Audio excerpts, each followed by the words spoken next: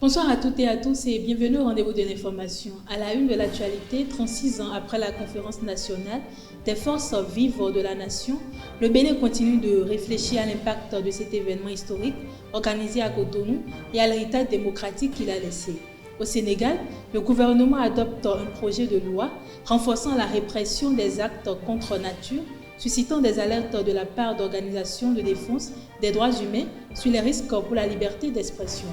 Et en sport, le chantier du Centre d'excellence de football des jeunes filles à Lokossa fait l'objet d'une évaluation technique pour la Fédération béninoise de football avec un suivi sur l'avancement des travaux et le développement du football féminin.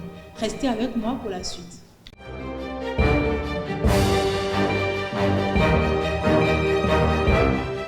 Rebonsoir chers internautes, 36 ans après un tournant majeur de notre histoire politique, la Conférence nationale des forces vives de février 1990 continue de susciter débats et réflexions. Cette conférence nationale des forces vives a marqué la fin du régime marxiste-léniniste du général Mathieu Kérékou et ouvert la voie au renouveau démocratique. Mais que reste-t-il aujourd'hui de cet esprit de 1990? Les idéaux de démocratie, de liberté et de bonne gouvernance sont-ils toujours d'actualité? Pour en parler, nous avons rencontré Ezekias Biaou, jeune leader politique qui partage son regard sur l'impact de cette conférence, les défis actuels de notre démocratie et le rôle que la jeunesse doit jouer pour perpétuer cet esprit fondateur. Il est au micro de Elvi Kambetao. La conférence des forces vives de la nation, c'est un moment historique, c'est un carrefour de notre histoire, c'est le moment de la vérité, de notre destin.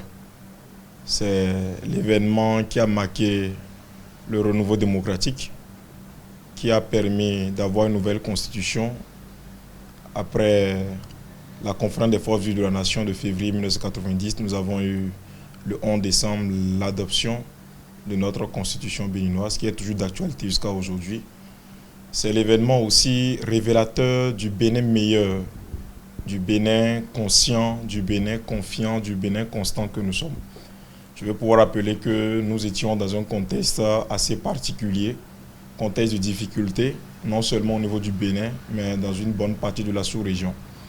Mais nous avons décidé, sous l'égide du général Mathieu Kérékou, avec son ministre d'alors, le ministre Robert Dossou, de pouvoir montrer que le Bénin est un pays conscient et confiant.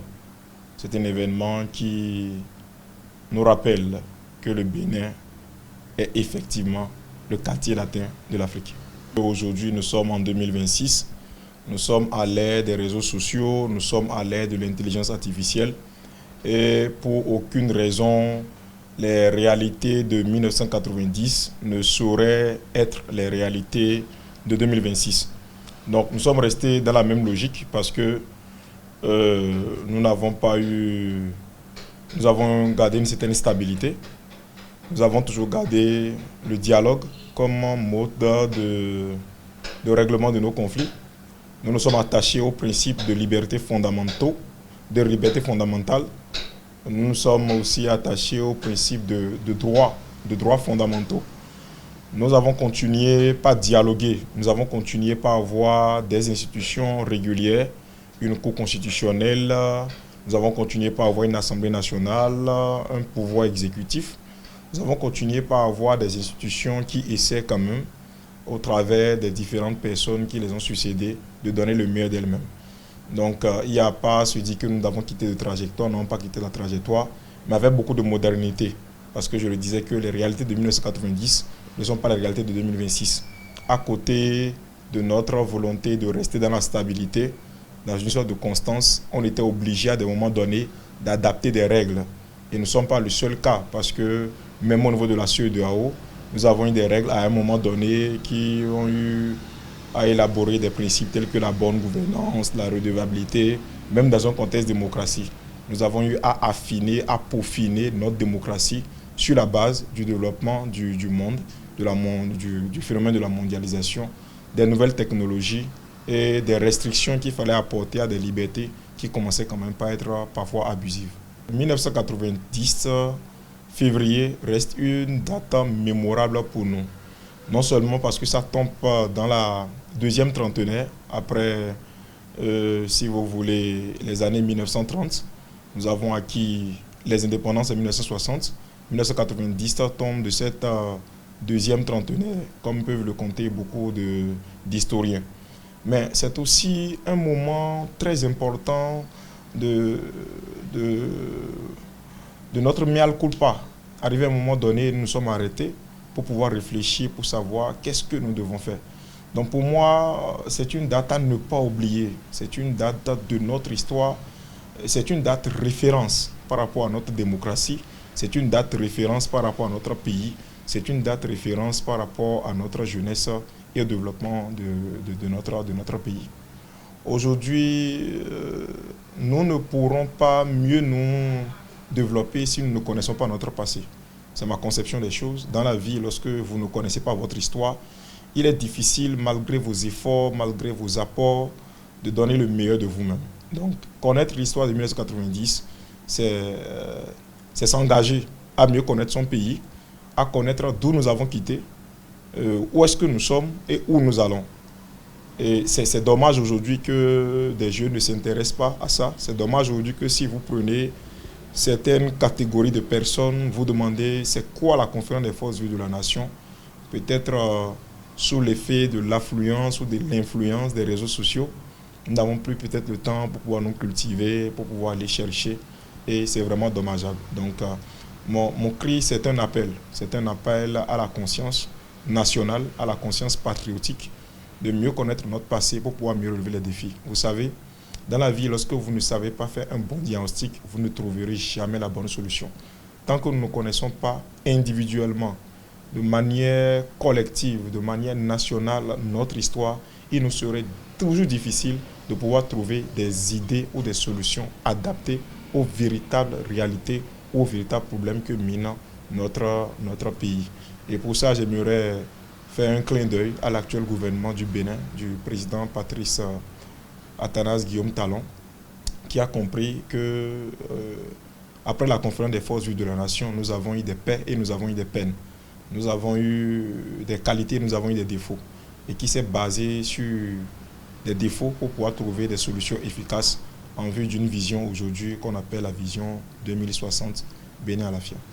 La conférence nationale, c'est ce que nous vivons à chaque moment. C'est le dialogue, c'est le consensus, c'est notre Assemblée nationale, c'est nos députés. Donc, je ne pense pas qu'il est opportun de créer un événement encore appelé conférence des forces vives de la nation. Je pense que nous devons continuer dans le consensus, discuter entre partis politiques, continuer par dialoguer malgré nos différences, malgré nos divergences. Et je pense que le Bénin a gagné dans ce domaine. Nous arrivons malgré nos peines, à pouvoir discuter. Lorsque un père de famille peut se remettre en cause pour dialoguer avec ses enfants, c'est une conférence.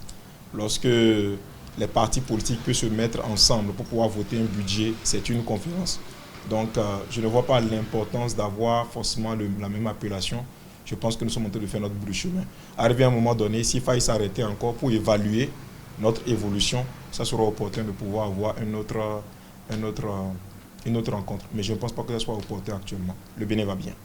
La ville de Parakou fait face à un nouveau défi majeur avec le jeune maire Zulkifli Zakari, désigné dimanche 15 février 2026. À l'issue du processus d'installation du conseil communal, Zulkifli Zakari prend désormais les rênes de la troisième ville à statut particulier du Bénin. Il est appelé à conduire le développement de la commune pour les 7 prochaines années. Qui est donc l'homme investi de cette lourde responsabilité? Quelle vision et quelle ambition pour Parakou? Propos recueillis Jean Aclé et Elvi Kongbeto. Le maire de Parakou, M. Zulkifli Zakari, que je salue vraiment avec tout le respect le plus distingué. Je vois que c'est un jeune maire quand même de 34-35 ans, qui a même assez de bagages intellectuels, qui a eu quand même assez le temps d'emmagasiner des expériences auprès de tous les maires qui sont passés à la mairie de Parakou. De surcroît, qui est chargé au niveau des services marchands de la mairie de Parakou. Je vois que les services marchands Ça s'occupait de beaucoup de choses dans la ville de Parakou, les marchés, la foire, beaucoup de choses, la rentrée des finances à la mairie de Parakou. Donc c'est l'homme qui connaît la maison, qui se trouve là où il faut pour une mission bien donnée. On dit souvent que la voie du développement passe par le développement de la voie. Mieux, cette voie-là auront forcément besoin d'énergie électrique. Et ces deux choses sont capitales pour le développement de la ville de Parakou.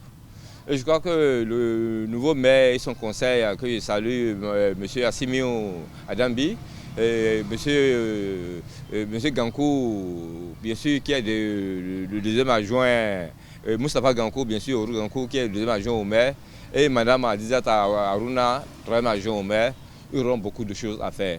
Dans la dynamique parce qu'il ne faut pas se fier seulement aux travaux routiers que le gouvernement a lancés dans le domaine de l'asphaltage.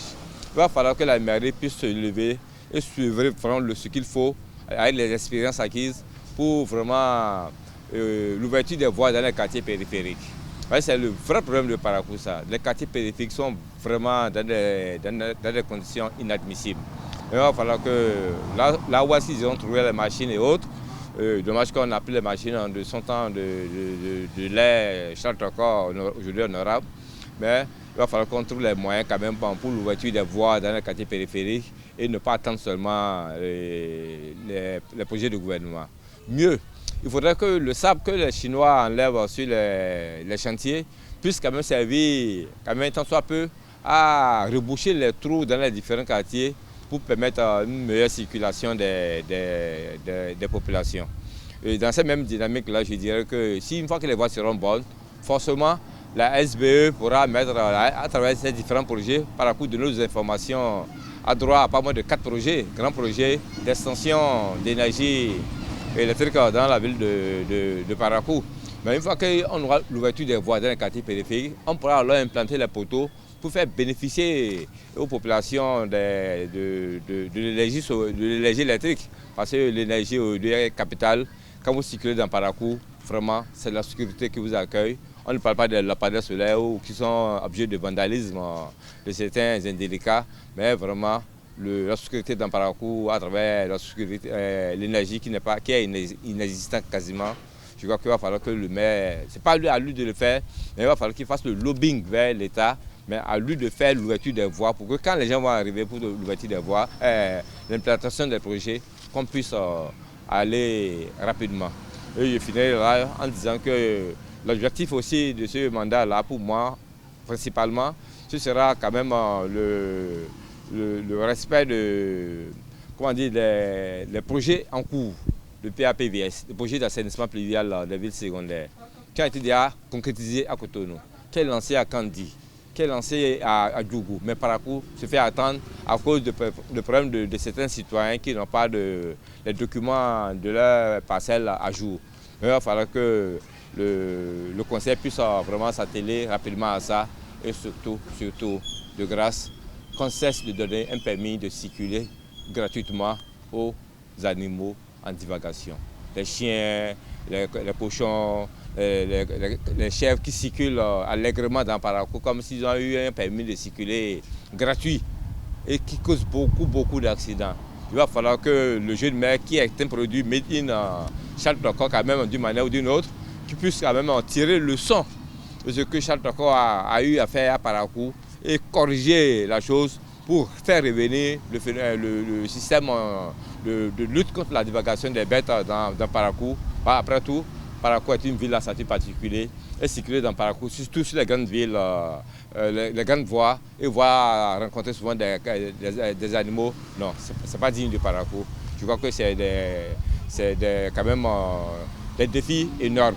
Et je souhaiterais quand même que le conseil actuel fasse tout pour que le conseil, au-delà du BR et de l'UP, on puisse avoir une saine entente entre les élus pour penser, respirer, rêver Parakou. Tant qu'on ne rêve pas ensemble Parakou, on ne pourra pas faire développer la ville pour que vraiment les projets puissent être accélérés.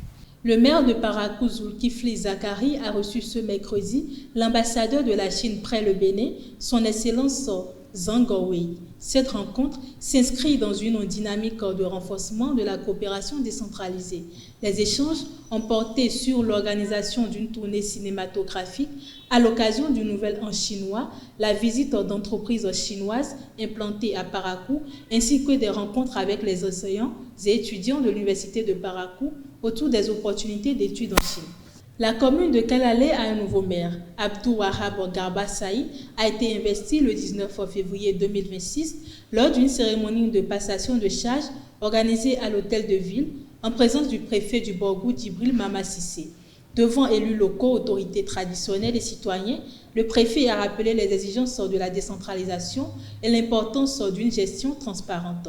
Le nouveau maire hérite de plusieurs chantiers prioritaires, notamment la modernisation des infrastructures, l'amélioration des services sociaux de base et la dynamisation de l'économie locale. Ouvert le 18 février 2026 au tribunal de Porto Novo, le procès lié au décès de Rebecca Dossou, survenu après une césarienne au centre hospitalier universitaire départemental de Lomé, a été renvoyé au 25 février prochain. 4 agents de santé sont poursuivis, 3 pour homicide involontaire et 1 pour non-assistance à personne en péril. Le renvoi a été accordé à la demande du mari de la victime qui souhaite mieux préparer sa défense, évoquant l'absence d'assistance juridique annoncée par l'Institut national de la femme. L'affaire, qui suscite une vive émotion dans l'opinion, est perçue comme un test pour la lutte contre l'impunité en milieu hospitalier, autant pour moi. La prochaine audience devra permettre d'aborder le fond du dossier. Hors de nos frontières, les rebelles du Front de libération d'Azawad ont revendiqué une attaque par drone kamikaze contre un convoi de l'armée malienne et de ses partenaires russes de l'Africa Corps le 18 février entre Anefis et Aglok, dans la région de Kidal. Selon des sources locales, l'attaque également ciblée le même jour par le groupe de soutien à l'islam et aux musulmans Jinim à l'aide d'un engin explosif improvisé aurait fait entre 6 et une dizaine de morts parmi les militaires maliens et détruit plusieurs véhicules.